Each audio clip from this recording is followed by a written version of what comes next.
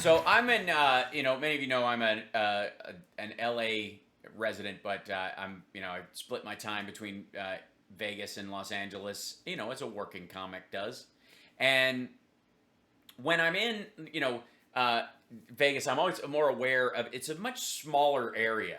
So if the president flies into Los Angeles, whoever the president is, it's a huge deal because of the traffic and because of where LAX is, and it's just a big, like, it's rough. It really affects everything because of the 10 freeway and the 405, and just if you stop any of those things, the stoppage spreads like a heart attack of traffic. The arterial sclerosis of traffic spreads throughout. And this has always been an issue whenever a president or a presidential candidate comes into Los Angeles. Vegas is very different. If somebody comes in, you can miss it. You can miss the entire thing. Vegas is like Phoenix if 5 cruise ships fell out of the sky and stuck into the earth like knives, and half the populace there works in them, and the other half just ignores them the rest of the time. It's very different than any other city. Like if Manhattan just appeared like the spaceships in District 9, and the people in Brooklyn were like, what just happened? What is that? That's what the Strip is in Vegas. So whenever a candidate comes to Vegas, that's pretty much where they go. And Trump is going to be coming in for I think the Conor McGregor, whoever he's fight, which is hilarious. And then he's going to Phoenix for another Protect Our Elections rally coming up soon, these are all fundraising rallies, by the way. He's selling, he's got a merch drawer. He's, this is fascinating to me. That, Trump is basically a road preacher now. That this is how he makes his living. The Trump brand is now is not hotels. It's not golf courses. It's it's revival tent rallies.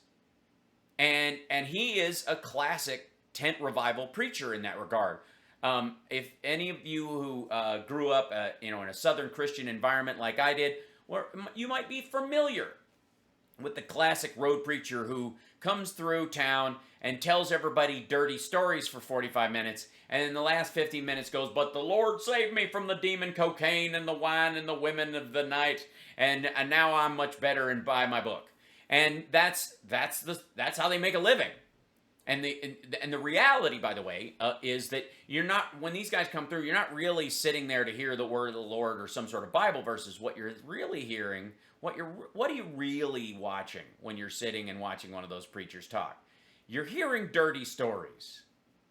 You're hearing salacious true crime tales of a drug deal gone bad and a cocaine and hookers in a Memphis hotel room and those kind of things. Couched in, but thank God the Lord saved me from that terribleness because I was so down on my, I was so, I was capable of so much evil, but I saw the light. These are, you could argue that Johnny Cash made a career in that zone for a while. So Trump has basically just picked up that version of things and run with it because he can't do the genuinely successful mega preacher version of things. So he can't open up his own singular church like Joel Osteen or one of these crowds, right? He's got to create a road show because it doesn't last. The problem with those preachers when they come through your town is if they stick around, you start realizing it's a grift and you get tired of it. You can't have roots and that actual storyline. It doesn't work. Someone's going to start calling BS from the back of the church, and the regular preachers are eventually going to go, excuse me, this I appreciate what you're saying. It's a nice little message, but can you please move on? That's what's happening. And he's coming to Arizona to push this Arizona, was stolen from a Maricopa County nonsense. And we find out yesterday that the Arizona Republic is reporting that Republicans in the Arizona State Senate are making plans for another recount of the 2020 election in Maricopa County. Another one. And they're not even done with the Cyber Ninjas audit, where all the voter rolls information has been sent to a secret lab in Montana. They have now, by the way, denied observers the ability to go into there's a Secretary of State Katie Hobbs in Arizona saying, update, observers reported yesterday that they are no longer allowed on the counting floor as the Cyber Ninjas partisan ballot review drags on. Observers won't be able to see exactly what is happening to Maricopa County voters' ballots. And I tweeted, of course, I'll tell you what they are. They're going to be stolen, shredded, forged, and faked. That's what's happening. If Democrats did one iota of the, in reality, of the measurable, like obviously quantitatively, if the criminal activities that were going on the floor of this were done by Democrats, Republicans would burn the State House down. This is absurd.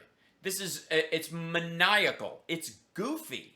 And the fact that Cyber Ninjas and their magic programmer in Montana and their volunteers, some of which were at the Capitol insurrection on January 6th, some of whom have criminal records, many of whom won't appear on camera, that their own state representative who has a key to the cage where the ballots are kept and is supposed to be the only person who goes in there, has been going in there and taking stuff out. What is the point of a cage where only two people have access if the two people that have access bring the stuff that's in the cage out of the cage to people who do not have access?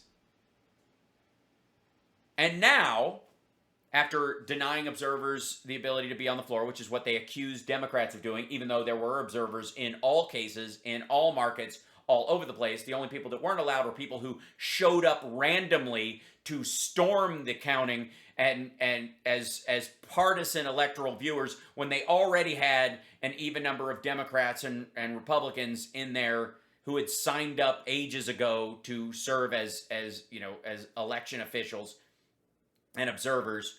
These people wanted to, well, I don't believe them. Those aren't the real, those are rhinos. So I believe I should be able to come in. They were told to go pound sand because they didn't go through official channels and they just decided to storm the place.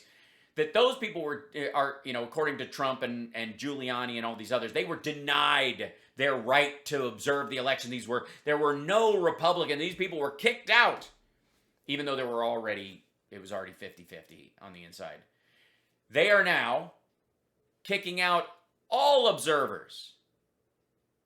Never mind Democrats, partisans. All observers. You can't come in. That's to the Cyber Ninjas audit. Arizona has already shown that they are going to have to throw away all the machines that have been manipulated and held by Cyber Ninjas. Why anybody would trust an election device after it was in the secret possession, out of the eye of cameras and observers, of a group called Cyber Ninjas with a secret lab in Montana, why you would expect to be able to use those machines ever again without them having, malware added to them. And many of you, of course, know what the name of that malware is if you've watched any of the Mike Lindell schlock-you-man. It's a malware called Q-Snatch. Right. So that's right. That was the name of it. By the way. Q-Snatch. So apparently, the QAnon people believe that the name of the malware that was used by Democrats or the Chinese or aliens or whoever did it is called Q-Snatch. Yeah, I'm not kidding. That's the voice of the expert, quote unquote, in Mike Lindell's movie about election interference. So not only have they kicked out observers, which is what they accused Democrats of doing, which they did not do. Not only have they said that they've hooked, they have machinery in these places that was able to be hooked up to the internet, which they did not. We now know that the Cyber Ninjas folks have come in there with Wi-Fi capable microscopes that can act as hotspots for other stuff there, that they have plugged the machines into the internet at the actual location, that they have left the machines in unsecured locations, that they have taken ballots out of a caged area and that they were not supposed to be taken from. But now they have kicked out all the observers, and they are now asking for another recount. Of what is the question, I suppose. The biggest question would be, where in the world, what are you counting? The boxes of ballots after they've been mishandled by cyber ninjas and January 6th insurrectionists and Trumpsters and maggots and Trump cult loyalists within the Arizona State Senate? That's who?